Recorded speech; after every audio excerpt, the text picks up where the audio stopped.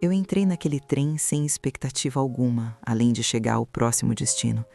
Era só mais um trecho da viagem, mais uma cidade para preencher os dias depois de um casamento que terminou sem barulho, mas deixou um silêncio difícil de carregar.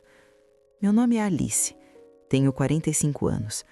Viajar sozinha foi uma decisão tardia, mas necessária. Eu precisava me mover para entender se algo dentro de mim ainda queria ir para algum lugar. O vagão estava aquecido demais para o frio do lado de fora. As janelas embaçadas refletiam meu rosto, atento, mas cansado. Eu tinha aprendido a parecer inteira, mesmo quando estava em transição. Foi quando ele sentou à minha frente. Não notei de imediato, só percebi quando levantou os olhos do celular e me ofereceu um sorriso breve. Jovem, mais jovem do que eu costumava permitir que minha atenção repousasse. Havia algo calmo nele, deslocado do ritmo apressado daquele trem. Primeira vez em Viena? Perguntou, apontando discretamente para o meu bilhete. Assenti. A minha também, ele disse. Sorri com educação. A conversa poderia ter morrido ali, mas havia algo confortável naquele tom neutro. Falamos de coisas pequenas no início, do frio, dos atrasos. Em algum momento a conversa deixou de ser apenas educada. Ele comentou que gostava de observar pessoas em trânsito. Eu falei sobre como viagens longas revelam mais do que estadias inteiras. Ri ao perceber que estava falando demais, algo raro desde o divórcio. Quando o trem entrou em um túnel longo, a luz interna se ajustou. O reflexo no vidro nos colocou lado a lado. Foi ali que a senti. Não um desejo imediato, um reconhecimento leve. A sensação de que aquela conversa não tinha surgido por acaso. Quando anunciaram a chegada a Viena, senti uma pontada de curiosidade. Ele fechou o notebook com calma. Vou passar o dia na cidade, disse. Ainda não sei exatamente como. Olhou para mim. Você já decidiu? Respirei fundo. Pela primeira vez percebi que não tinha um plano e que isso não me assustava. O desembarque foi lento. O ar frio de Viena entrou no vagão como um convite.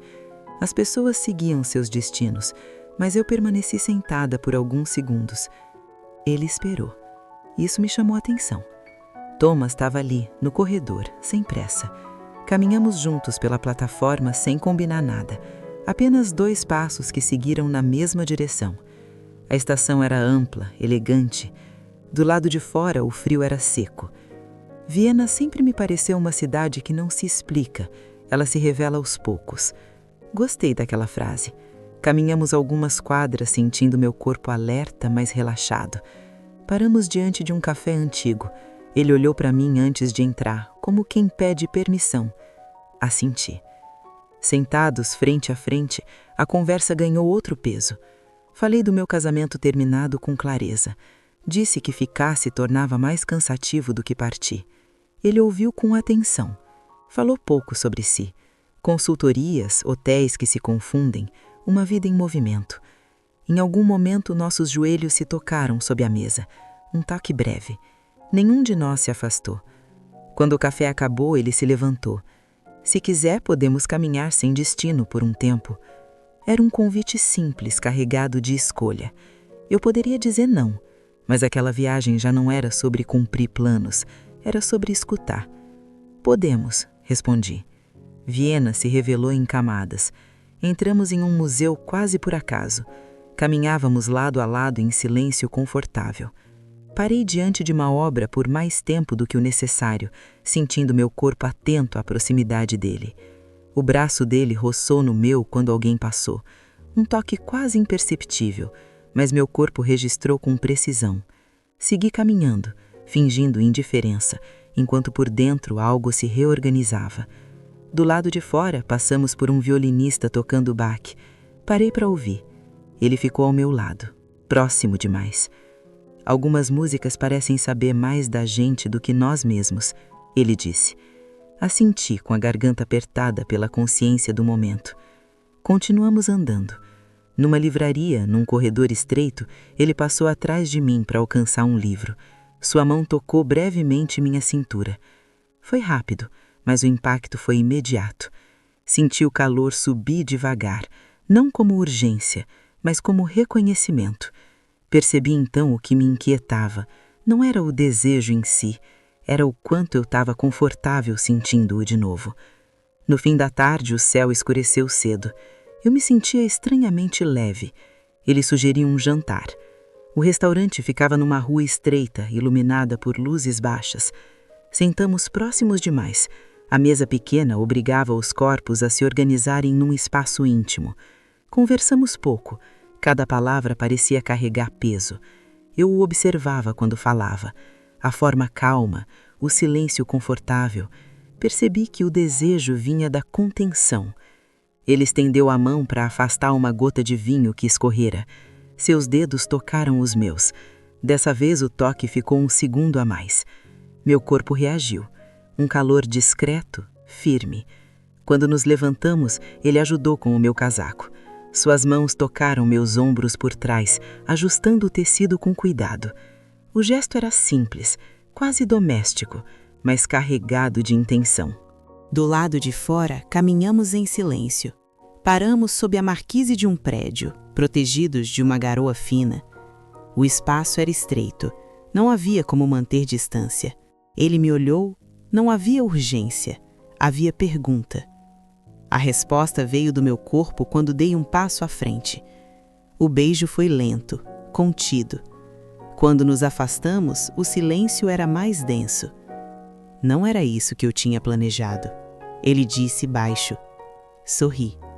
Eu também não.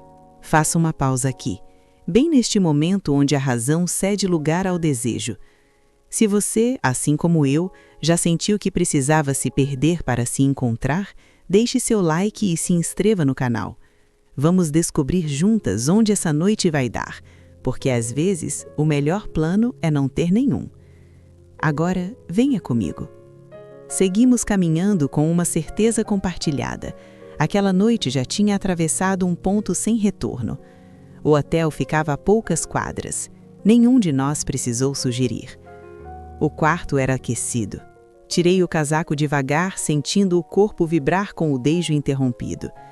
Ele fechou a porta com cuidado. O toque seguinte foi diferente, mais seguro. As mãos dele encontraram meu rosto, minhas costas, minha cintura. Eu respondi com igual cuidado. Não havia pressa, nem promessa. Apenas o entendimento de que aquela noite não precisava durar para ser inteira. Quando nos deitamos, senti algo que não sentia havia muito tempo. Meu corpo não estava se oferecendo, estava escolhendo. O prazer veio em ondas lentas, profundas. Era intenso não pelo que acontecia, mas pelo que era permitido sentir. Eu não estava tentando parecer jovem ou suficiente. Eu simplesmente era. Adormeci. Acordei antes do amanhecer. O quarto estava frio. A cidade ainda dormia. Vesti-me em silêncio. Observei Thomas por um instante, jovem demais para carregar garantias, maduro o suficiente para não precisar delas. Não o acordei. Do lado de fora, Viena me recebeu com um céu cinza. Respirei fundo. O ar cortou os pulmões, lúcido. Na estação, percebi que algo tinha mudado.